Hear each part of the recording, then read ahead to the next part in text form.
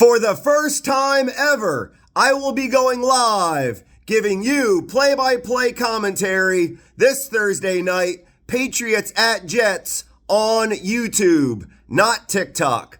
All of my followers on TikTok, check me out on YouTube, PTSD play-by-play. I will be honored to give you that play-by-play commentary Thursday night, 8 p.m. Eastern Standard Time. And again, thank all of you for supporting my dream on becoming a professional play-by-play commentator. I've got all of your favorite college football teams and NFL teams right here, right now. Buckle up, here we go. 5 of the teams you guys like, absolute bloodbath. Texas, Alabama, Tennessee, Notre Dame, and Northwestern, all with a combined score of 266-31. I couldn't be happier that my Irish finally dug themselves out of the hole after that Northern Illinois debacle, giving a beating to the Purdue Boilermakers. I loved every second of it.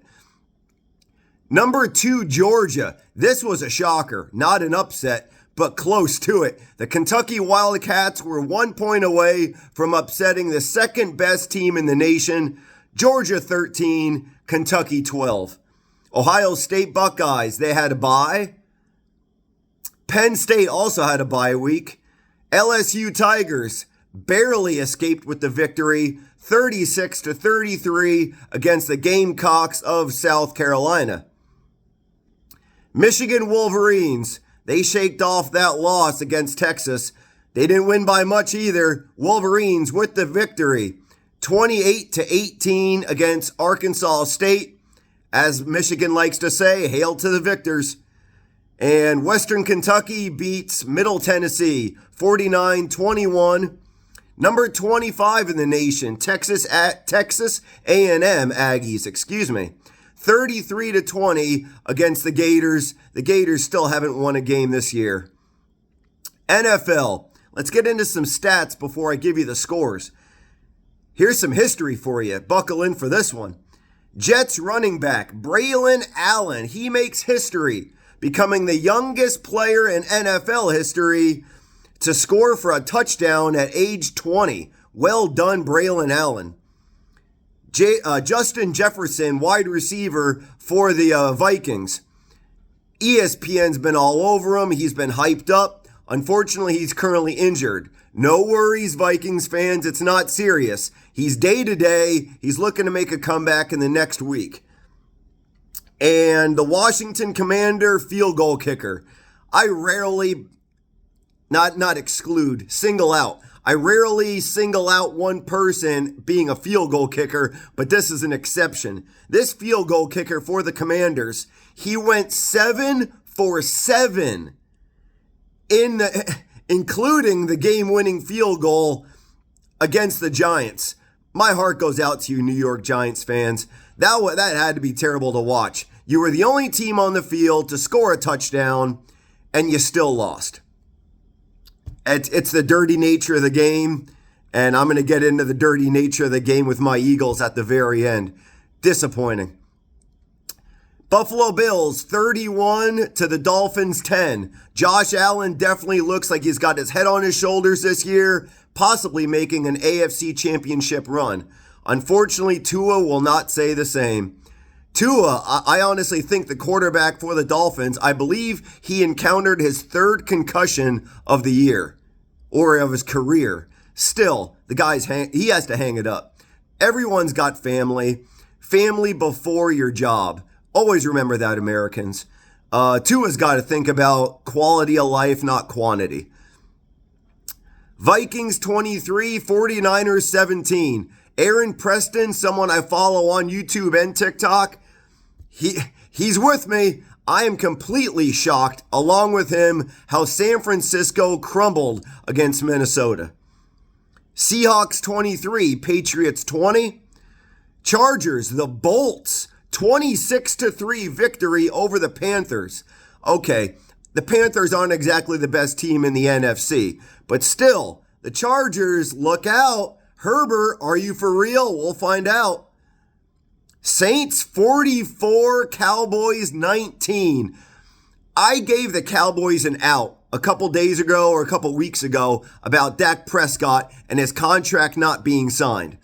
That's got to be a huge bubble over his head, a big distraction, but the contract has been signed. There is no excuse.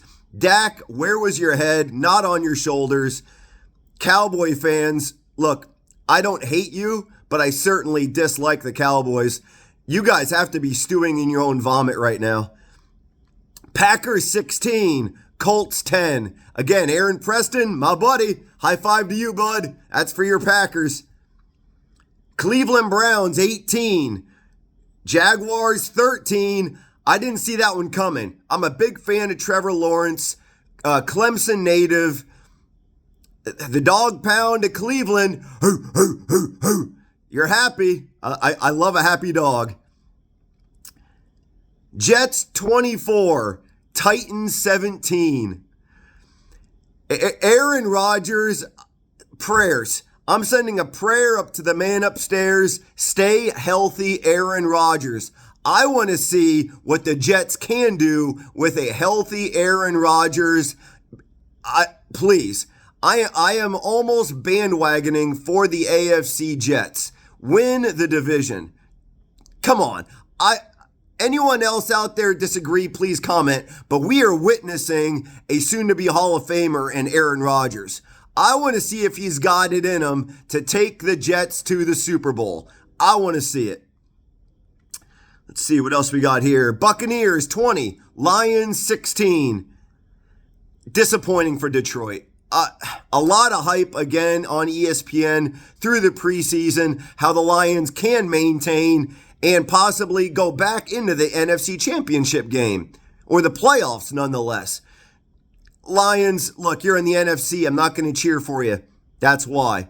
But I love an underdog story, and I don't see it coming unless the Lions turn a new page.